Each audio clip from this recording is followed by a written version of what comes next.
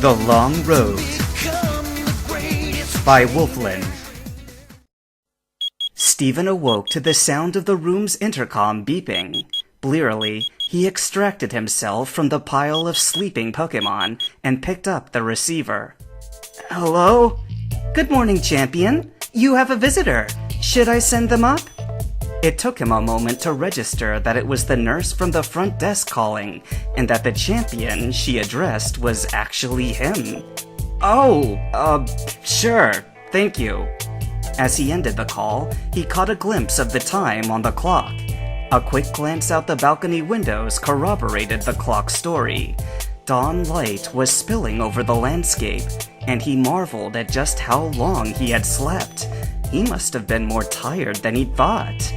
But even though he was awake now, it still was quite early. Who could be visiting him at this hour? Drake had said they would get started first thing the next day, but this seemed too early, even for the former champion. Besides, he was sure Drake had no need to call on his room from the reception desk.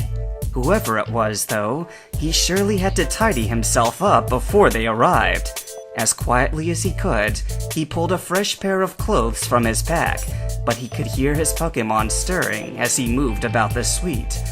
Just as he was hopping into his trousers, there was a knock at the door. Hastily combing a hand through his hair, he stepped over a few stray pillows en route to the door, and took one more breath to compose himself before swinging it open to reveal his mystery guest, only to be greeted by the beaming smile of Joseph Stone. Dad? All of his earlier efforts to stay quiet went out the window at his surprise shout. Ignoring Agron's grumpy snort at being awoken so rudely, Stephen continued to gape at his father. What are you doing here? Joseph threw his arms wide, still grinning. I'm here to congratulate you! Why else would I be here? You came here just for that? Of course! You're my son, and I couldn't be more proud! Got a lot further than your old man would've, that's for sure. I came as soon as Drake called. Wait. Stephen finally pulled himself together. Drake called you? Oh, sure! He and I go way back! And Stephen was back to gaping again. You never told me you knew the league champion? Well, he wasn't the champion when I knew him. When I left the Navy, he stayed behind. I haven't seen him in years until today. Then did he know you were my son? He had his suspicions. Stephen groaned, running an exasperated hand down his face. Don't worry. Even if he knew from the start, there's no way he'd go easy on you on account of who you are. Joseph gave a wistful smile. I know that from personal experience. So, may I come in?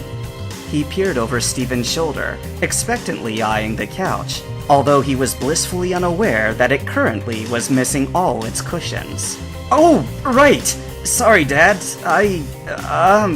Stephen fumbled for a second, sweeping the door wide as he moved aside, still trying to figure out the coincidence of it all.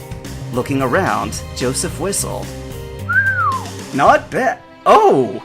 He froze as 6 sets of eyes turned and stared at the man who looked vaguely like their trainer. Skarmory clacked its beak, eyes sharp, but Metagross gave a low rumble of reassurance just as Stephen arrived at his father's side. Everyone, this is my dad. Stephen sent a sheepish glance toward his father. I'm sorry for not introducing you to them sooner. But when a hand wrapped around his shoulder, his dad sent him a small smile. It's okay, you were busy. And so was I. Joseph's voice trailed off. Gently, he guided the two of them over to the couch, just as Credilli was placing the last of the cushions back in place. Stephen, Pausing, Joseph dug into his coat pocket and pulled something out, but kept it tightly clenched in his grasp. I came here to tell you how proud I am of you. At the way Stephen's expression tightened, he quickly continued. And to give you this, I figured in person it would... Joseph faltered, turning the object over in his hand. It was your mother's, and I think you should be the one to keep it from now on. Sitting in the center of his palm was a ring, a simple silver band adorned only by a thin groove running along the center of its width. Stephen stared at it for a moment before meeting his father's gaze, a look of surprise and confusion warring in his eyes. She may not have been a trainer herself, but she always said that you had the spark for adventure in you. I told myself otherwise countless times. You were my son, after all. Devon would be yours. But I'm glad I listened to her in the end. She always was right. Staring at the ring now resting in his own hand, Stephen slowly turned it in his grasp, brows still furrowed in thought. Dad, I know I haven't spoken to you about your mother very much.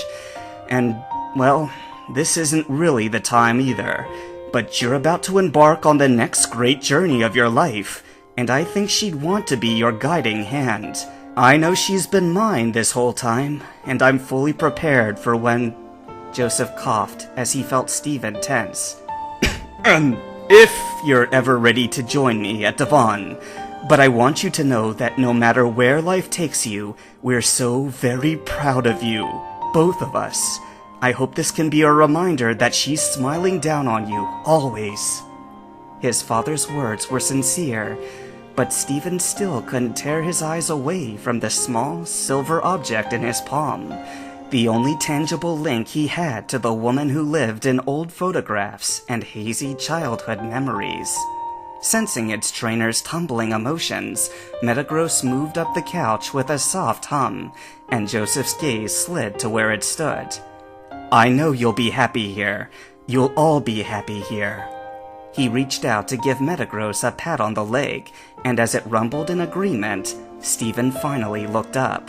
But before he could open his mouth, Joseph rose from the couch with a small smile and only a slight groan.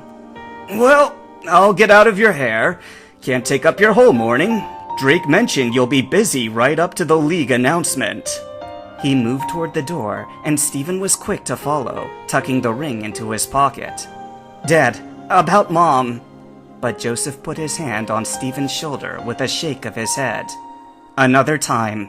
Just know that you've got your old man's looks and your mother's heart. Now, go celebrate with your team. Hoenn's eager to meet their new champion. And don't worry, I'll be cheering the loudest out of everyone. And with a wink and a wave, Joseph closed the doors behind him. Stephen sighed as his hand unconsciously found its way back to his pocket, turning the ring over in his fingers. From its place by the couch, Metagross gave a quiet rumble, and Stephen ran a shaky hand through his hair. I know, it was just unexpected, that's all. I didn't really know what to say after all this time. Metagross rumbled again, and this time Stephen managed a short laugh. Yeah, I guess it's good to have a fan. But before he could get the next thought out, a knock came from the door behind him. Startled, Stephen turned to answer, only to find the former champion already had let himself in. Look sharp, lad! It's time! After following Drake out on the winding tour through the halls of the league building, Stephen found himself sitting across from the man in the champion's study. Just like his temporary quarters, the room was richly adorned, although it held a distinctly warmer tone, with a heavy amount of wood trim and upholstered furniture. Sea charts and maps decorated the walls, and Stephen had a hunch they were from Drake's personal archive. His gaze eventually landed on the liquor cabinet off to the side. No doubt it was stocked for Drake's own tastes, but Stephen couldn't help but think of how it would make a great display case for his collection of rocks and stones. The old sailor caught where Stephen was looking, and an amused smile peeked out from beneath his mustache. Though I'm taking the bottles with me. But first, he slid a small sheaf of papers across the heavy oak desk. The champion's contract. Scooping up the offered pen, Stephen lifted the first sheet and eyed the fine print with a quirked brow. Drake must have noticed his expression, because he cleared his throat before speaking. Just to be sure you agree to take on the duties associated with the title. I already know the answer is yes, but we've got to get it in writing. League rules and all that. Slowly nodding, Stephen returned to scanning the documents, scribbling a signature here and a signature there, secretly hoping this was the closest the League ever got to looking like something that came from his father's desk. Drake rose from his chair as Stephen jotted down the last signature. Sorry about all that formal nonsense. He scooped up the papers and stashed them in a pocket of his coat. Now, let's talk about the rest of the things that have to happen before tomorrow afternoon. Stephen blinked. Tomorrow afternoon? The scheduled time for the official announcement of your new position. The League's already issued the press release. Press release? Drake just chuckled. Well, we need to tell the rest of the region somehow, and since the League matches aren't broadcast live, we gotta be the ones to call the media in. It's better that way, though. Gives the League time to make sure the transition is as smooth as possible, and it gives you and your team time to rest and prepare for what's to come. You do know that after the official announcement, League challengers start up right away? Stephen nodded, as suddenly the nervousness crept back in. Suddenly his palms were sweaty, and he hoped Drake didn't notice how he stiffened in his seat as he set the pen down a bit too quickly. He was ready, wasn't he? Metagross's Pokeball rocked at his side in reassurance, and as his hand reflexively reached down to find its ball, the former champion's mustache quirked in a smile. You'll be fine, lad. I've seen it myself what you and your team can do. Battle like you did against me, and you've got nothing to worry about. Drake's words seemed to quell some of the unease, and Stephen nodded, rising along with the old sailor and making his way towards the door. Drake turned the handle and ushered the both of them out. Now, we've still got work to do before tomorrow. I've got to send these, and you've got an appointment with the League stylist.